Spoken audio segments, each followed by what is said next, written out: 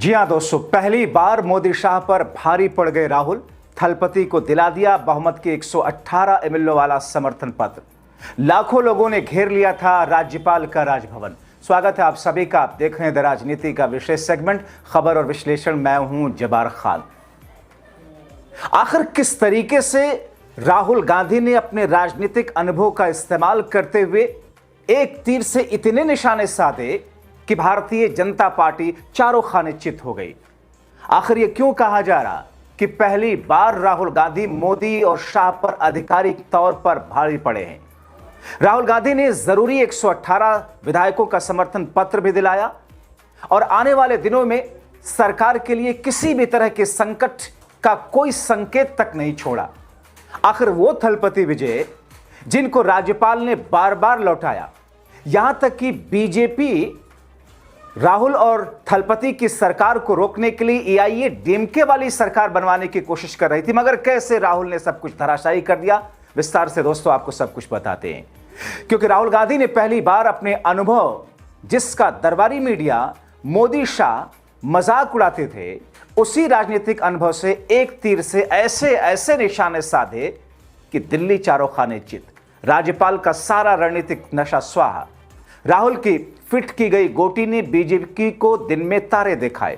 इतना ही नहीं, एआईएडीएमके चारों खाने चित, डीएमके भी चारों खाने चित। मतलब राहुल की बनाई रणनीति पहली बार मोदी शाह पर भारी पड़ गई।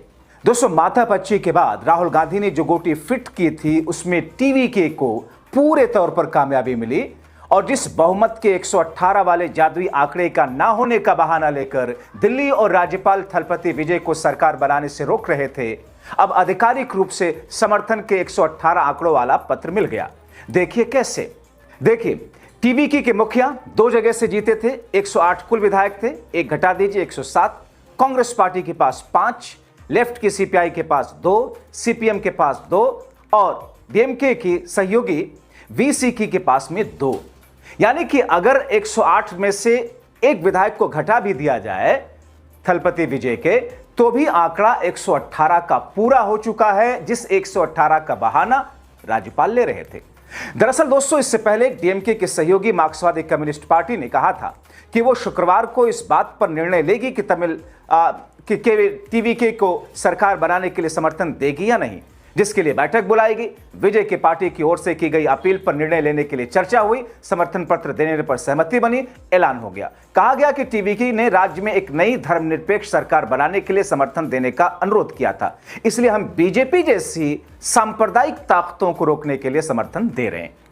इसी तरह 2 सीटों वाली सीपीआई ने भी अपना समर्थन थलपति विजय को आधिकारिक तौर पर देने का ऐलान कर दिया।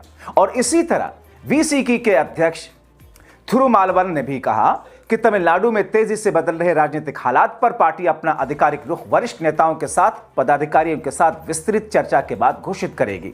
उन्होंने कहा था कि हालिया विधानसभा चुनाव में त्रिशंकु जनादेश आने के बाद राज्य में सरकार गठन को लेकर बनी अनिश्चितता पर चर्चा करने के लिए वीसीके की उच्च स्तरीय समिति की बैठक हो रही है। बैठक के बाद समर्थन देने का ऐलान कर दिया।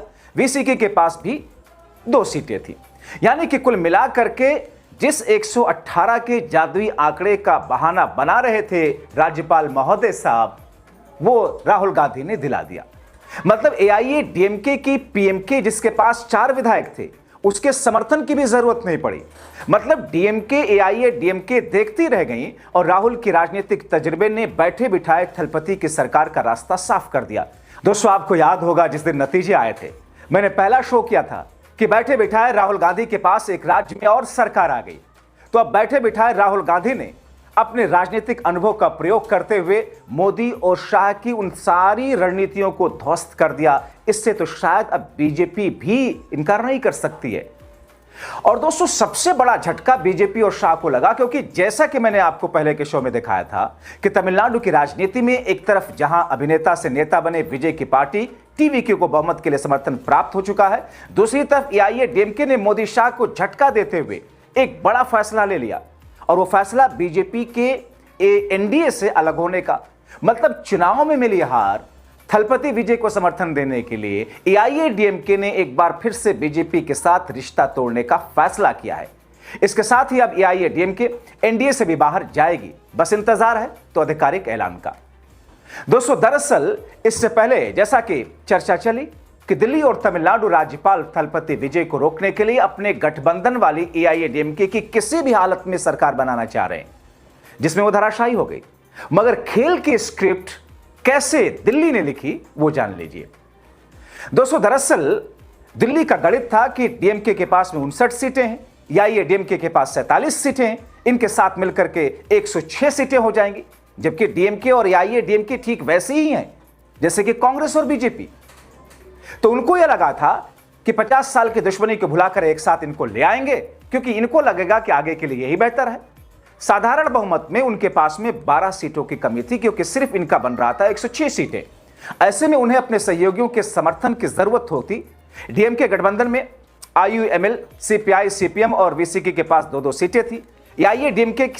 डीएमके के पास एक और पीएमके के पास 4 विधायक थी। इससे उन्हें आराम से बहुमत मिल सकता था, लेकिन कब? जब वो सारी सहयोगी दल की पार्टियां डीएमके और एआईएडीएमके के साथ में खड़ी होती। लेकिन यही कड़ी इसके धराशायी होने का कारण भी बनी। दरअसल डीएमके के सेकुलर दल उसे एआईएडीएमके से गठबंधन के लिए तैयार बिल्कुल नहीं हुए, कभी नहीं, क्योंकि एआईएडीएमके अभी भी एनडीए में बीजेपी के सहयोगी के तौर पर जानी जा रही है। दोनों ने तमिलनाडु विधानसभा चुनाव मिलकर के लड़ा भी है। यहां तक रणनीतिक तैयार कर ली गई थी कि एआईएडीएमके बीजेपी के साथ तक छोड़ देगी। वैसे भी बीजेपी के पास में एक ही सीट है, आने वाले वक्त में फिर से गठबंधन कर ले, शाह साहब तो इसमें माहिर ही हैं। मगर यह गणित बन नहीं पाया।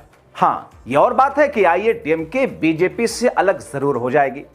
खैर, राहुल के राजनीतिक अनुभव सेटिंग से थलपति विजय ने 4 पार्टियों के साथ पोस्ट पोल अलायंस, मतलब चुनाव के बाद गठबंधन कर लिया, और इस तरह सरकार बनाने के लिए जरूरी 118 का जादुई नंबर उनके पास आ चुका है। और अब तैयारी है शपथ की, यानी कि वो खेल जो बीते 3 से 4 दिनों से सस्पेंस थ्रिल के इर्द गिर्द दिल्ली घुमा रही थी राज्यपाल के माध्यम से, उसे एक झटके तक, क्लाइमेक्स तक ला करके उस सस्पिशियस फिल्म का राहुल गांधी ने द एंड कर दिया।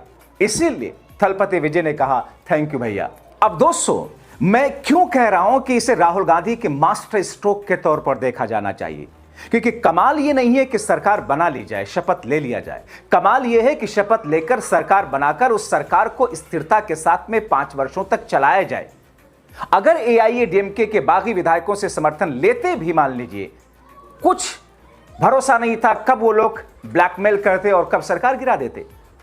इसलिए राहुल गांधी ने बड़ी, कहते हैं ना वो, ठंडा करके खाना, बड़े इत्मीनान के साथ में अपनी राजनीतिक सूझबूझ का प्रयोग करते हुए उन पार्टियों का समर्थन लिया जिससे सरकार बन जाए, 5 वर्षों तक स्थिर रहे और एक नेचुरल अलायंस हो। अब देखिए, सीपीआई और सीपीएम भारतीय जनता पार्टी को सांप्रदायिक शक्ति मानते हुए दूर रहती हैं, तो ये इस सरकार से अलग जाएंगी भी नहीं। वैसे भी इनको मंत्री पद तो मिलेगा, एक ही मिले शायद।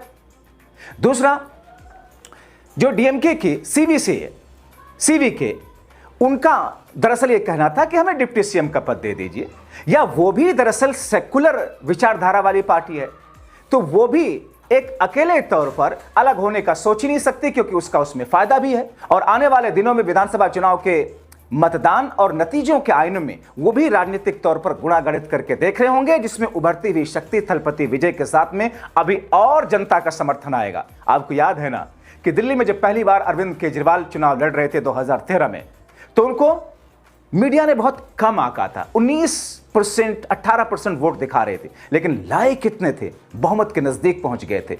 यह और बात है, कांग्रेस से समर्थन ले लिया था, उन्होंने सरकार बना ली थी, लेकिन बाद में विवाद हुआ, सरकार और कांग्रेस ने समर्थन खींच लिया, सरकार गिर गई, या फिर खुद ही केजरीवाल ने सरकार को छोड़ दिया, इस्तीफा दे दिया। लेकिन उसके बाद जो चुनाव हुआ, उस चुनाव में 70 में से 67 सीटें, कोई कल्पना कर सकता था फिल्मी अंदाज में? तो पहली बार तमिलनाडु में चुनाव लड़े थलपति के बारे में जनता भी अधर में रही होगी। उन्होंने तो अपनी गर्मजोशी के साथ वोट दिया। अब उनको भरोसा हो गया कि ये तो वो घोड़ा है जिस घोड़े का जिक्र राहुल गांधी कहते हैं कि हमें शादियों वाला नहीं, रेस का घोड़ा चाहिए। तो थलपति विजय तमिलनाडु की राजनीतिक जमीन पर एक ऐसी शक्ति बनकर के उभरे हैं, न सिर्फ सरकार कांग्रेस के लिए बैठे बिठाए दे गए, बल्कि इंडिया गठबंधन को एक नई शक्ति दे गए। और इस पूरे एपिसोड में राहुल गांधी एक मास्टरमाइंड या बीजेपी के चाणक्य पर भी भारी पड़ते दिखे। आप क्या सोचते हैं? अपनी राय कमेंट बॉक्स में जरूर लिखें।